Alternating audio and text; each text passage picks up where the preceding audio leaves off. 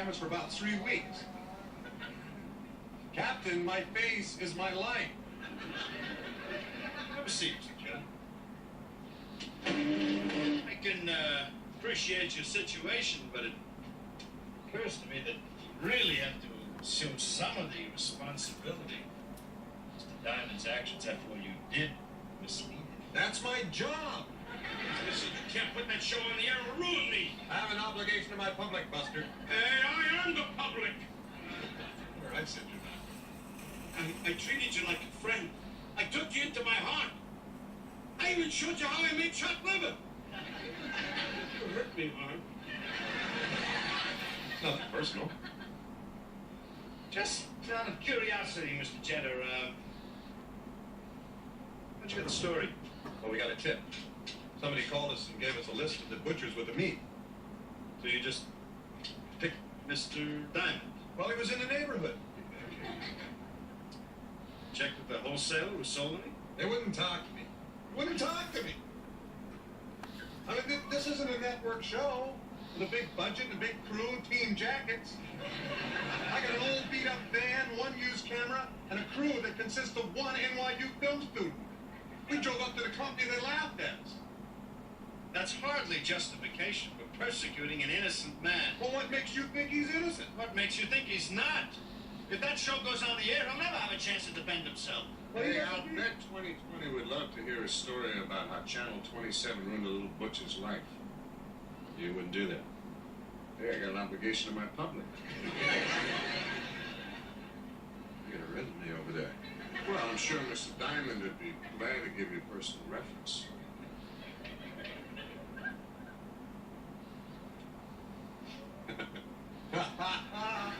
You guys! Let me just forget the whole thing. Gentlemen, I bid you good day. Hey, thanks for tuning in. Real funny. All right. Oh, thank you. Thank you very much. Thank you, Captain. Captain, thank you. Thank you. Listen, if you fellas ever need any chops or corned beef or chicken, you come to my place. It's on the house. Hey, thanks. Cops aren't allowed to accept gratuities. Not kosher. You are a mensch. Oh, Inspector. Yeah, Mike. You, heading out? Yeah. I figure I rigged enough topic around here for one day, so I thought I'd just wander on home, pack my little apartment, and reflect. Inspector, look, Hey, listen, don't worry about that, Barney. It's... And the next time you see the young inspector in this uniform, they'll be planting them 6 feet deep, huh? So, I cough up a few kind words, huh? Hang in there, D.D. The inspector. You're out, Barney. shift's not over yet, Inspector. Huh? I thought you'd be glad to get rid of me. Look, I know in the heat of the moment back there, we said some things to each other which were not exactly pleasant. I just want you to know that if I came down hard on you, it's only because I guess we come down the hardest on people we care the most about. Thanks, Mom. Me too. Now, can I go? Huh? I told you you were an old sort. I got you.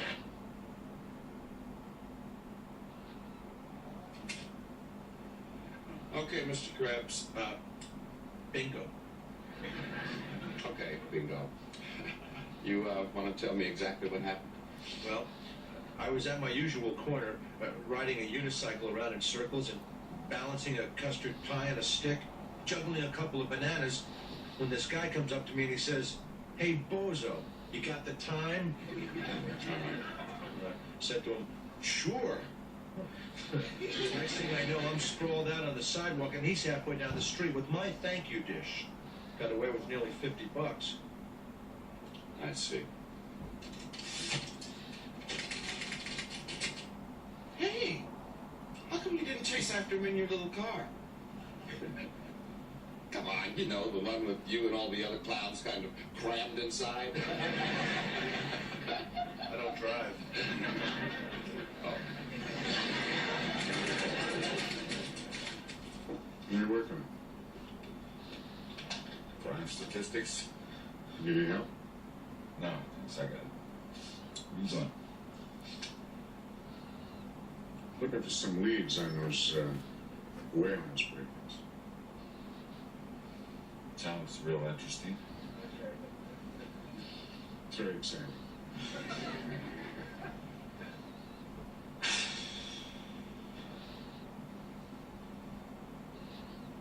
Want to call Luger and hang out? Let me think about it. Yeah. Hello, Barney. William Krebs, a.k.a. Bingo. What's happening with the world? I'm not sure, Mr. Krebs. He was mugged while entertaining a crowd of moviegoers outside the Tivoli Theater over on Houston. Sounds like our man, huh? What man? I'm afraid you were the third clown to be assaulted in this precinct the last 2 weeks. I didn't have the heart to say it.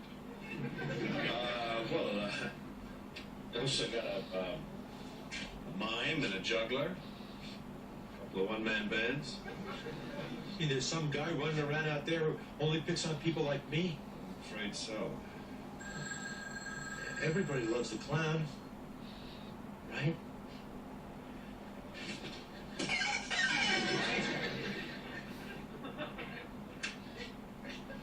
Show the mug books. Mark. Got a disturbance in the cafeteria over in Bristol. You and Dietrich. Hey, Dietrich. You got a call. Oh, boy. Midnight milk, Cole. Shh. Who's it gonna walk up? I let you up. Yeah, right. Got it. Barney, looks like we got a wild party in progress over at the Greenwich Hotel. You know, booze and hookers. I love it. Oh, thank you, sir. Problem, gentlemen? Well, Harris gets the party and the clown. Get out of here. Oh, that's okay. You can cry if you want to. You would cry too if it happened to you. I got the alcohol. What else? Sir, this is Mr. Andrew Landry. Charges include disturbing the peace, destruction of private property, and solicitation of prostitution. Wait, you must be Barney. I heard a lot about you in the car. Well, when we got to the hotel, the night clerk led us directly to Mr. Landry's hospitality suite, where we found old Landy here. He was hosting a stag film while assorted trollops served cocktails to the guests, and the food fight just raged on in the master bedroom. Apparently, the first pizza roll was hurled on the boys from Bed-Stuy, accused Manhattan South of being a pansy precinct. There were cops there? Yeah, about 30 of them, including these two. Well, Mark, you see, Mr. Landry here, he's in town representing the burgeoning metropolis of Mesa City, New Mexico. He's trying to find himself a police department. A police recruiter, sir. Thank you, ladies. I'm sorry if things got a little out of hand, Captain. But you know how cops get after a couple of drinks. No, I don't. Well, then, maybe you'd like to sit down and have a chat over a cup of coffee. Mr. Landry, you see, Captain, Mesa City is not just on the lookout for patrolmen. Mr. Landry, we also have several high-paying positions of leadership available for men in command positions.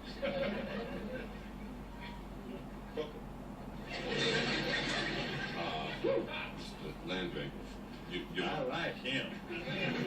Oh, no, he's spoken for. Oh, you want to just, but now, he's available.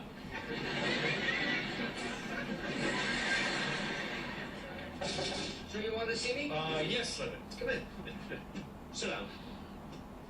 Sit down, sir. Yeah. Thank you. It's my mother, isn't it? Huh? My deaf sister. Levitt, take it easy. Take it easy.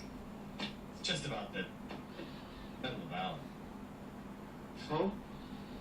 Yeah, I opened the mail. I came across this letter from the citation board. Was the, meddling closer? I'm not getting them until they turned you down. Didn't you tell him I saved the life of a small boy at considerable risk to my own? Well, Oh. Well, then, did they offer a particular reason? Or are they just kissing me off for kicks? Read exactly what they wrote. The board acknowledges that the actions taken by Officer Carl Levitt on November 12, 1981 were noteworthy, well in keeping with the high level of excellence maintained by the New York City Police Department. However, request denied. Well, that certainly explains it. you didn't speak that. You didn't Shut your mouth. Hey, a clown! Is he for us? Stick with your part.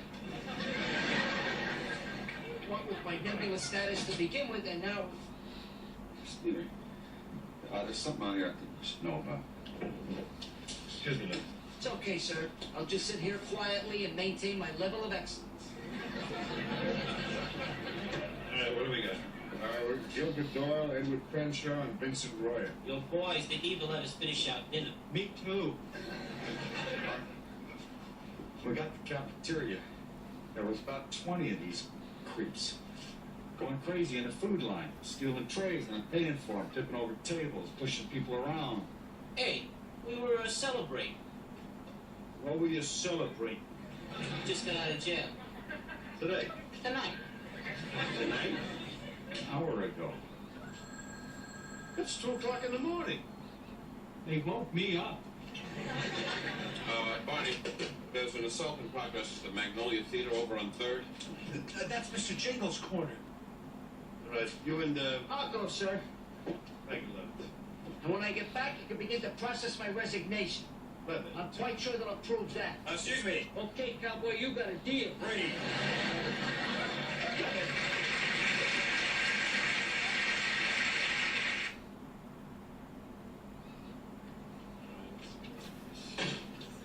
What's with these guys? What's with Levitt? What'd you? Barney must have done something. I didn't do anything. They turned down his medal. Oh, you're kidding. What medal?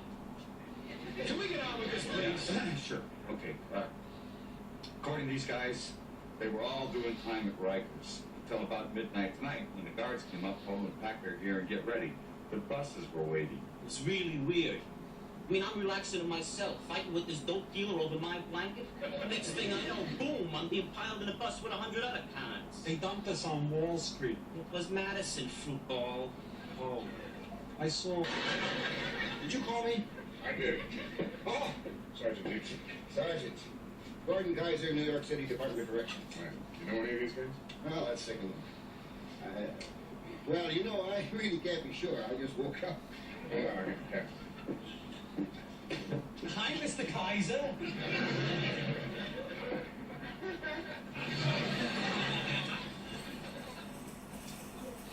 the hell are you doing in there? We're at the restaurant. What? Yeah.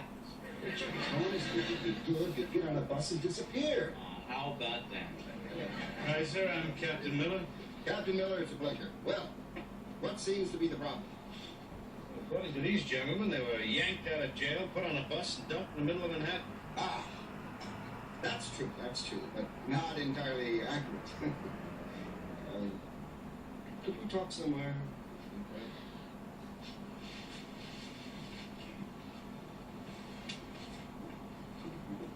Excuse me, Sergeant.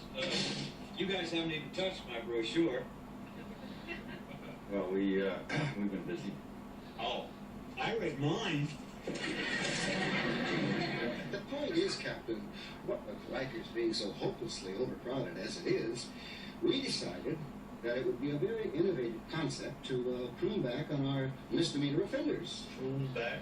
You know, granting early releases to purse snatchers, second-story men, petty thieves, etc., and thereby making valuable cell space available for the far more despicable and deserving criminals.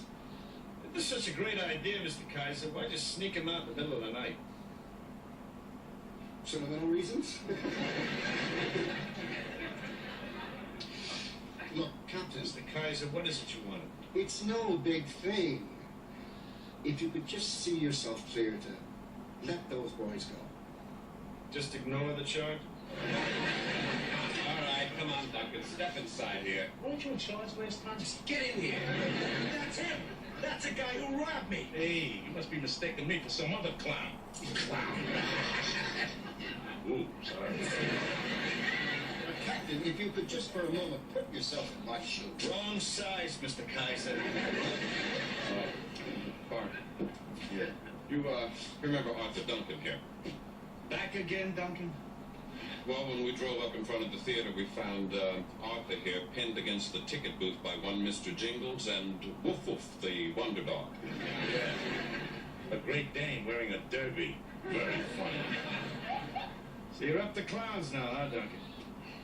Well, I can't help it. My father never took me to the circus. Well, maybe it was the boat show. Take a stick. Circus boy, take a seat over there, huh? Yeah, sure, right. Sir, you won't be needing me for anything else. Officer Levitt, if you'd like to get the ball rolling, you can fill out the job application. You just shut up. Captain, Not now, Mr. Kaiser, please. Sir, I don't mind. I got some paperwork. Pencil okay? Fine. as I was about to say, Captain, I just spoke to the boys. Now, they've given me every assurance that if you release them in my custody, they promise to straighten up and fly right. Why, I just checked out the boys. Two of them, Roy and Doyle, are both short-time burglars. This guy on the left, Crenshaw, knocked off a Brinks truck a month ago. He's doing 10 years. What? Really? Yeah, I just got in line. Well, that is a turn of events, but I see no reason why one slight little oversight should deter you from releasing the other fine men. Sure, why not? Bojo, turn them loose. Ooh. All of them. All of them! Come on, turn them loose.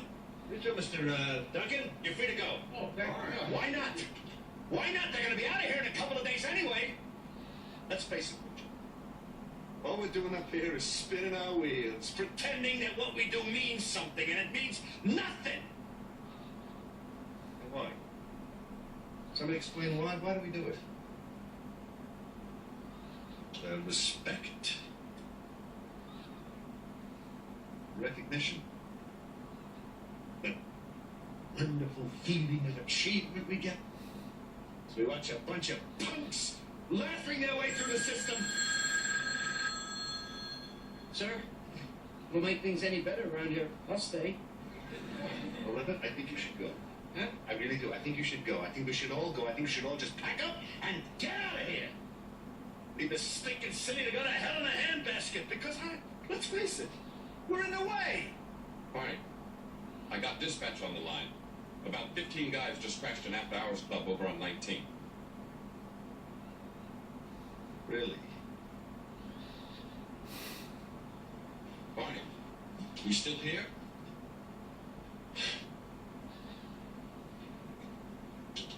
Yeah, that's it. All right, we're on our way. Good for you, Barn. Come on, Duncan, let's go. Sure. Okay. All right. Okay. Let's get some cars. Okay. Nice speech, Bob. Come on. Sir, you're not getting rid of me that easy. I went downstairs and grabbed some uniforms. Hell in a handbasket? See? Captain, maybe I better go down with him just in case. I'd appreciate that, Mr. Kaiser. I thought you might.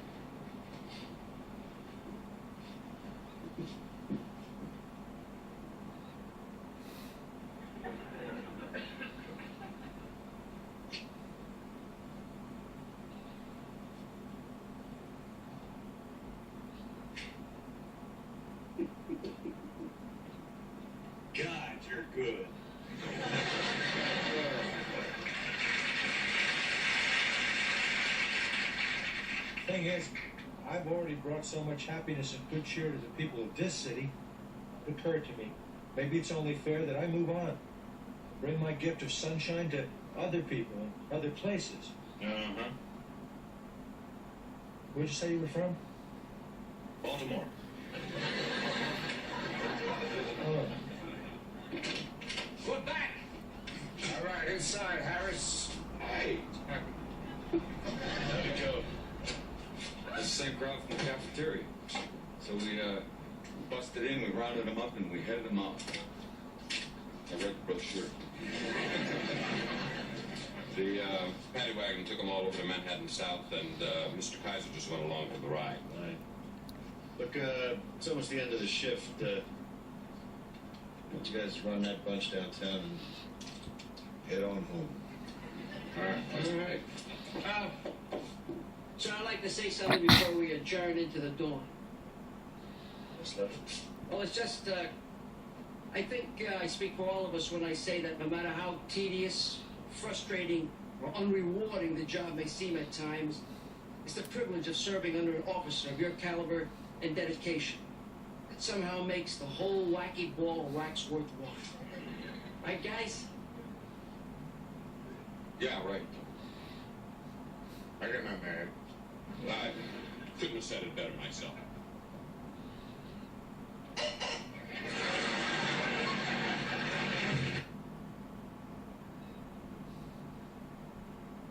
Yes, Alan, I am aware that I haven't written a word since blood on the badge. I am very busy trying to flush out a couple of poignant notions. You know, I mean, mold them into some viable concepts. And, I mean, these things, they just take time. Yeah, right. I'll be in touch. Problem along the book beat? Problem along the book beat. Fine. See the photos that came in from the homicide at the Jade Palace in Chinatown? Oh, good. Yeah. They were members of the White Dragons, heavy into drugs and protection. They're just kids. Oh my, aren't these lovely? You and Barney discussing our case? Well, you were talking to your agent. Thank you, Dietrich. You're welcome. So where does this stand? Well, actually, the whole thing pretty well steps out as your basic inter-gang territorial dispute, but, well, we can't be sure.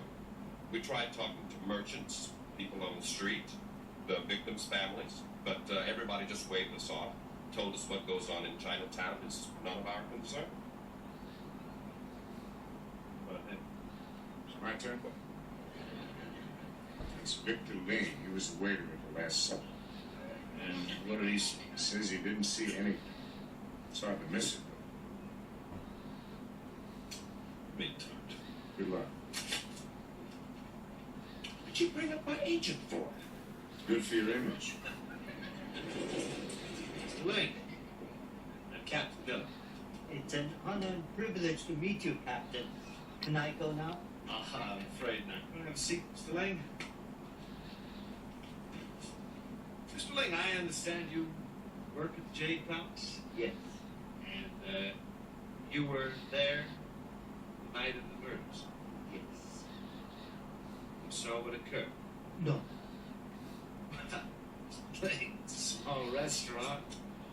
With a lot of excitement, noise. Surely you must have seen somebody. No. Heard something. No. You're absolutely certain? Yes.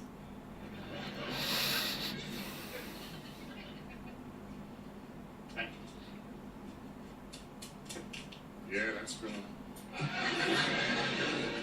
Okay, Miss Fitzjames, you can step in here. Thank you. Well, this is where we work. Well, it's very functional, isn't it? You get used to it. Okay. Barn, this is Miss Carolyn Fitzjames. This is Captain Miller. Oh, love captains. Miss Fitzjames was leaving her furriers. Some guy came up, grabbed some neck, took off. One feels so violated. Yes, one does. Well, apparently, what the guy made off with was some sort of a diamond thing. It was a brooch. It was a brooch. Worth about $40,000. You did say $40,000. I know that may not seem very important. But you see, Captain, it had a certain sentimental value. It was a Valentine's Day gift from my late husband. Oh, you're a widow. Twice. Nice. Wojo, why don't you offer Miss Fitzjames a cup of coffee? Thank you, Captain. Don't have any cream. I am so. Aren't you going to have to take a seat? Would you take a seat? Thank you.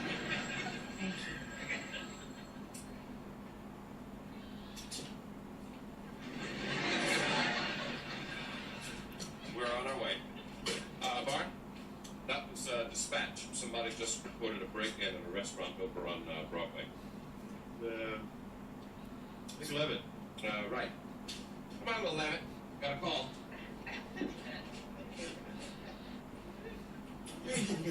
Cool. I think I'm gonna ignore that.